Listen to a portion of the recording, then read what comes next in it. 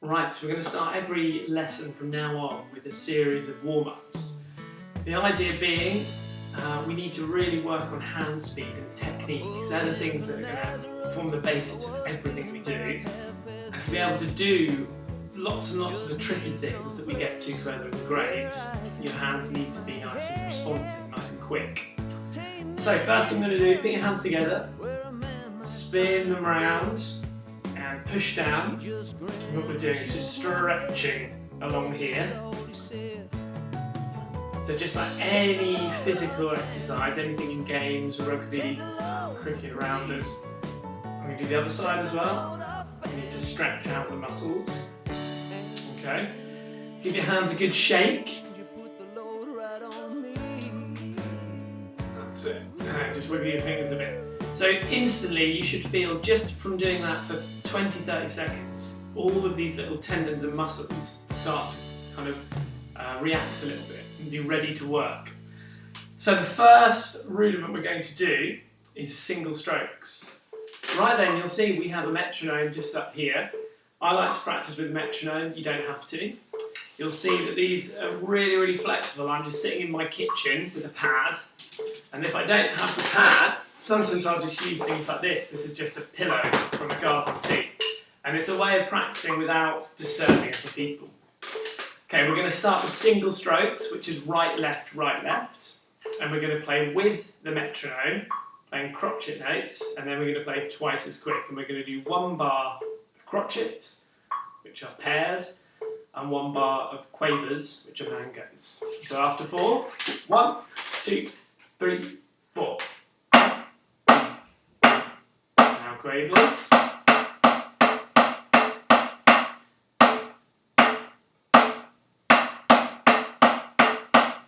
And while we're doing this, just think about your technique. So sitting nice and straight, and you'll see I'm not really moving too much, just mainly hands and fingers. And try and make sure your sticks rebound the same kind of height. We don't want one coming really high and one staying close to the drum.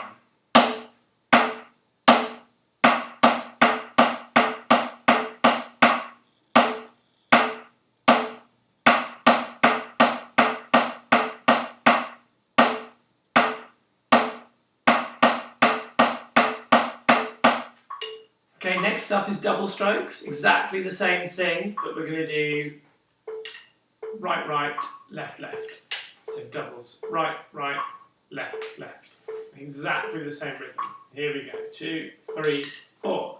Right, left, right, left, right, right, left, right, left, right, left, left.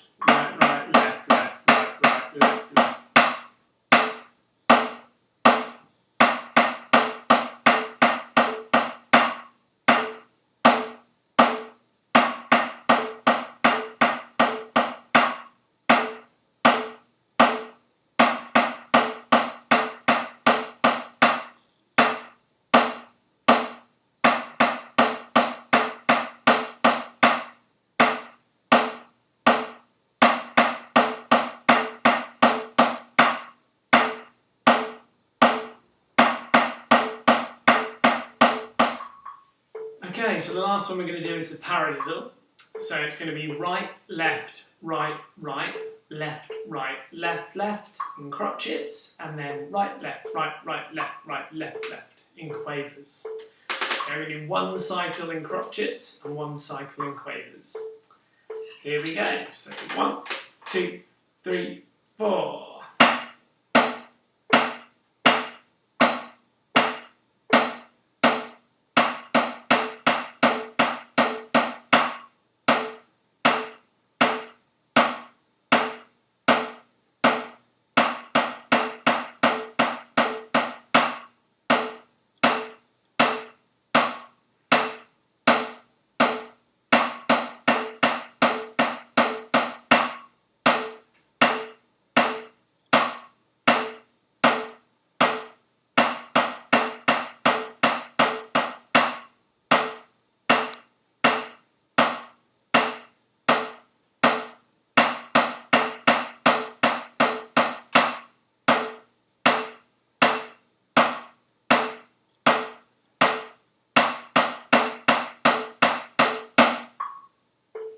Okay, then a good thing to do just quickly after this is to just play some single strokes, let's say, just as quickly as you can. So start nice and slowly and see how quickly you can get them. And try and hold them at a speed that you're comfortable with without speeding up or slowing down, without putting in too much effort. And what you'll do, if you can squeeze with your fingers, if you again look at my posture, okay, I'm not straining too much. And we'll slow down, and you can see the technique doesn't really change. It's not like I suddenly like this. Okay, so try and work on that. And all this does is it kind of stretches your muscles. My t-shirt's actually quite helpful because you can see how high my sticks are rebounding. You can see this one, it's up to my shoulder, yeah, and this is coming down to the green line, which is handy. Didn't plan that either. Right, great, we'll get cracking. Okay, so we're going to have a look at this piece here from the Grade 1 book. It's a really good idea to go through something this week, as I can't be there. It'll keep up the momentum and it gives you something to work on. I know a lot of you are really keen on these books at the moment. We want to keep that going. Okay, so this is a Grade 1 piece, as I said previously, and some of you may have looked at it, some of you may not. What I want you to understand is that regardless, with the exam you have to do 3 pieces. Okay, but when you're going for a grade, it's really, really good to be able to play more than just your 3 pieces. Okay, if you're truly a Grade 1 player, it's great to be able to understand most Grade 1 pieces and not just know your 3 pieces. Okay, so if this isn't one of your chosen 3 so far, enjoy it, and if it is, you can really hone in on all the tiny details. Okay, so first thing we notice, excuse me, it's folk rock. Okay, 74 beats per minute. It tells us at the top here the BPM. Okay, 74 beats per minute. Now, if you think there's 60 beats in a minute, okay, 60 seconds. So, if we were saying, I don't know, something like that, maybe for 60, a bit slower. So 74, it's going to be a little bit quicker than that. Okay, so it's not a very fast piece at all. Oh, and it's snowing again outside. Right, okay, so we've got 2 bars counting. We know that because we've got these little rectangular blobs, which are going to be semi-breve rests or minim rests. Okay, the first one is taking up the whole bar and it's hanging down from the second line from the top of the stave. Tells us it's 4 beats, so we simply just wait for 4 beats. We then have the same sign that's sitting up on the third line from the top, the middle line, because the minim rest lasts for 2 beats. So altogether, we're waiting for 6 beats before we do anything. 1 bar of 4 and then 2. Okay, we're coming in here with beat number 3 and then 4 and. So with fruits, that would be pear, mango, and we're using the high tom and the low tom. So it's going to sound like this from the beginning. 1, 2, 3, 4, 1, 2, 3, 4, and. Okay? Or 1, 2, 3, 4, 1, 2, pear, mango. Okay? And from there, we move into a crash with the bass. And that continues into a basic rock and pop beat. Now, I know that all of you will be happy with this, so I'll run through it really quickly. That's it, okay? One of the first beats you will have learned. Now, when you move up from the initial book, or the debut book, to Grade 1, a lot of the beats aren't that different. And in fact, some of the beats and the fills in the initial book are actually quite tricky, and possibly as tricky as this. The thing that becomes harder is the pieces get a bit longer, okay, and also there's a few more things to watch out for. So we're seeing dynamics. So we've got mezzo forte, medium loud at the top here, okay, and as we come through we'll see other bits and pieces. There's something I'm now going to talk about in the second line. So we're given 2 bars here, a 2-bar phrase, okay, so it's a pattern that repeats every 2 bars. So instead of just 1 bar that repeats to the next bar and the next, this is 2 bars. And it sounds just like this, okay? First bar is completely normal, rock and pop, just like we did there. Second bar, a little bit busier towards the end. We end up with 3 and 4 and. So the second bar sounds like this.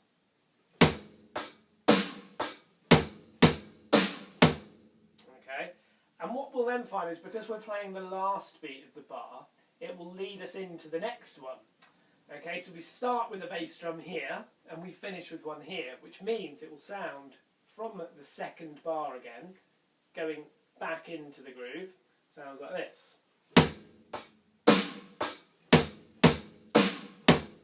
And then we start again, so we get this boom, boom kind of flowing feel to it. Okay, we've then got the words con sim, which simply mean continue similar, and you'll know, some of you, that means similar being the really key word. You know, at this point we don't suddenly move to a completely different genre. We're in folk rock, so nice and straightforward, nice and kind of familiar to us. So we don't want to suddenly move into jazz or Latin or anything else. We don't want to show off with our biggest fills and our best beats. We just want to keep it similar, but we want to showcase your ability and your understanding. And that's why, again, this comes in at grade 1. They want to see you kind of improvise and make up your own ideas. So, my suggestion for things like this would be to keep the hi-hats nice and regular, play around with the bass and snare. So we've got combinations of crotchets and quavers on the bass and snare. What we can do here, quite simply, is just move them around. So, for instance, we have this beat as one of our beats. So what we could now do is maybe play quavers on the bass drum both times, so a pair of quavers. So we could have, yeah, or we could keep the beat that we do on the very first bar, the straight beat, we could keep that going.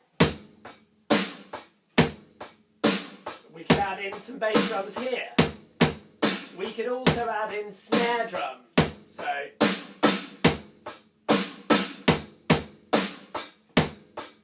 okay, so just think to yourself, the hi-hat is consistent, it's regular. The bass and the snare will move around across the bar in different places. Okay, as I said at the beginning, don't go mad, because we're not looking at completely showing off everything we can do. It's just to show that you've seen the marking, you've seen the words, continue similar, and you're playing appropriately. Okay, so let's have a listen. I'll play from bar 4, and I'm going to play all the way down. I'm going to play that whole line, and then I'm also going to play the next 3 bars of the next line, just some variations. I didn't say this, but you could also have a listen to the music, and there might be some points where a crash cymbal would be nice, okay? Here we go. So from bar 4.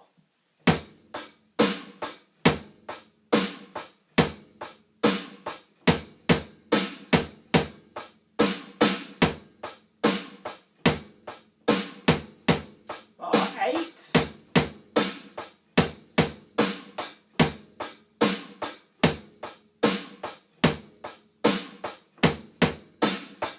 And that's taken us from bar number 4 all the way to bar number 10. That was my version, okay? The great thing about Continue Similar is that it's your version, your idea, okay? So what I just did there was some ideas, but you don't by any means have to do exactly what I did. Okay, the next bar, bar number 11, it's the last bar of line 3. We have got the same markings, so these Continue Similar markings, but then above beat number 3 we've got the word fill. So here we're quite simply going to come up with a fill. A 2-beat fill, which is going to be for beat 3 and beat 4. Now the fill can be whatever you want it to be. Again, think about being in keeping with the music. We don't want to go absolutely nuts. We don't want to try and do too much, but equally we don't want it to be a non-event. Okay? So beat 3 and 4. I would suggest crotchets, quavers, semi-quavers. So by that, crotchets, quavers, or semi-quavers. Using any drums you want and any combination you want. So you might do a crotchet followed by a semi-quaver. Or you might do a semi-quaver by a pair of quavers. Sorry, a group of semi-quavers by a pair of quavers. Okay? As long as it lasts for 1, 2, those 2 beats, okay, it'll be fine. Now the first 2 beats of the bar, we're still doing the continue similar. So I would suggest, nice and simple, 1, 2. Keep it straight, okay? So you've then got time to focus on your fill. So an example of that whole bar might be something like this. Okay? Then another thing I would really recommend doing is listening to the track, following it through. And when you get there, firstly have a listen to the demo track, see what the drummer on that track did. But don't again be guided, you don't have to do that. But have a listen to the music. If anything happens in the music, for instance, if we heard da da da da, we might do. Okay? We might want to join up with what's happening in the rest of the track. It's completely your call. There might be a call for something like that. Ding, ding, everybody playing the same pattern. So have a little listen and come up with your own idea. Okay? Bar 12.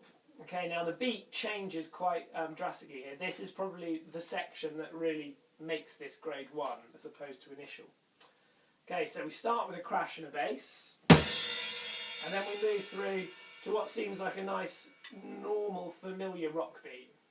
So we end up with this. Okay? Really familiar. The thing that happens from beat 3 onwards, and then across to the next bar, is something we describe as an on-beat rhythm. So the snare drum is playing on the beat. So every time there's a beat, the snare drum is playing. The bass drum is fitting in the middle of the snare drums on the and of beat 3. So we end up with 3 and 4 and. Okay, and the hi-hat plays again nice and consistently. So we don't have to worry too much about the hi-hats. Just leave the hi-hats going, try and forget about them, and match up the snare drums and the bass drums. So again, from beat 3 of bar 12, okay, it sounds like this. Okay, that's the kind of half bar. Now if we look at the next bar, this is a complete bar, so you'll get a much better idea of what the rhythm and the beat should sound like here. Bar 13 sounds like this. So beat 1 and 2 and is nice and steady. 1 and 2 and then we add in the section we just learned. 3 and 4 and. So you'll hear that the hands, the hi-hat is continuous, the snare drum plays on the beat. 1, 2, 3, 4, all the way through, and the bass drum sits in the middle. 1 and 2 and 3 and 4 and. Yeah? That pattern continues for the next bar. We've got repeat the previous bar sign. So those 3 bars sound like this.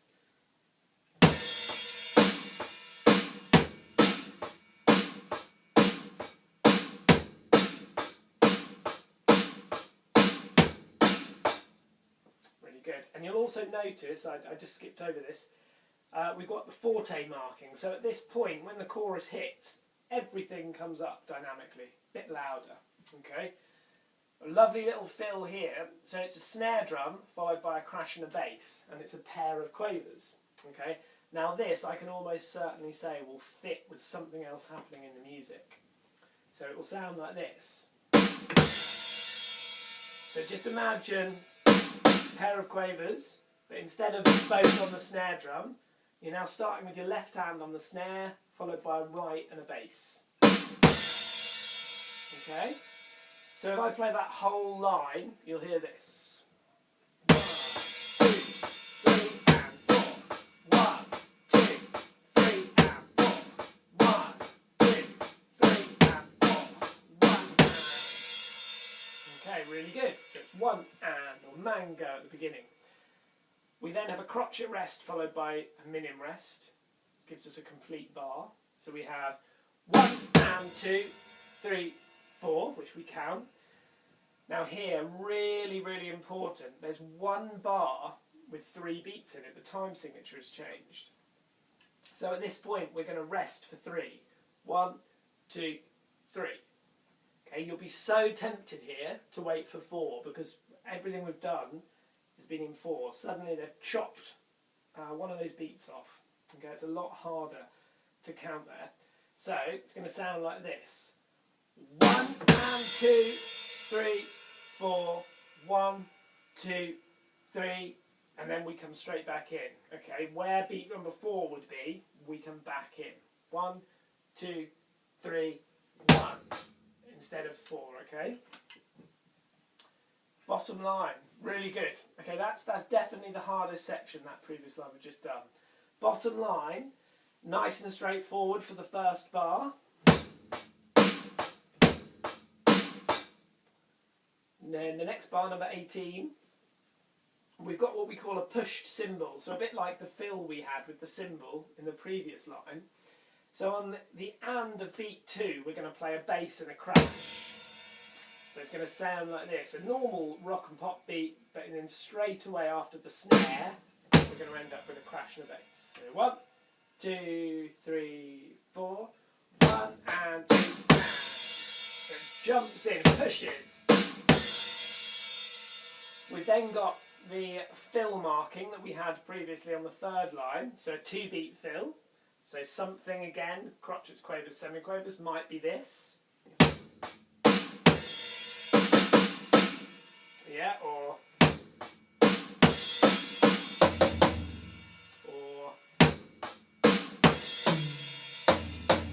whatever you think fits, okay? Absolutely fine. The next bar comes straight in with a crash, okay, and is a normal rock and pop beat. So if I play from bar 18 and then into bar 19, it will sound like this. Actually, I think I'm going to play looking ahead, okay, 17, 18, 19, bar 20 is exactly the same as bar 18. Okay, so I'm going to do the whole line and you'll hear the 2 different fills that I could put in with the pushed cymbals, okay? Here it comes. So we now drop down to mezzo forte again.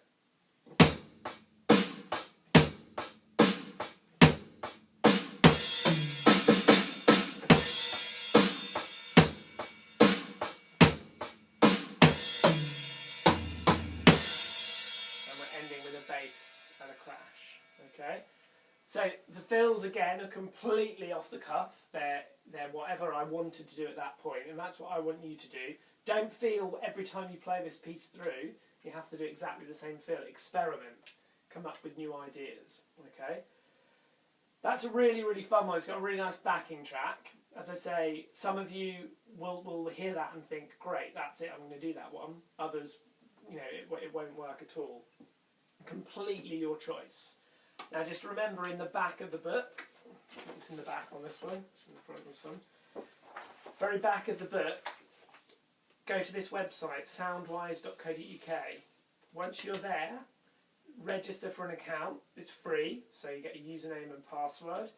You then log into your account and enter this unique code. You'll be given all of the backing tracks. So one with a clicking machine, a metronome, one without, and one with a full demo of the band.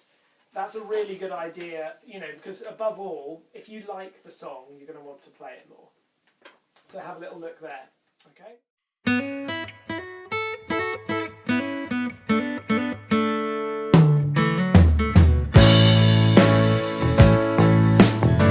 I pulled into Nazareth, I was feeling about half past dead. I just needed some place where I can lay my head. Hey mister, can you tell me where a man might find a bed? He just grinned and shook my head, knows all he said. Take a load off Fanny, take a load for free. Take a load off Fanny, and you put the load right on me.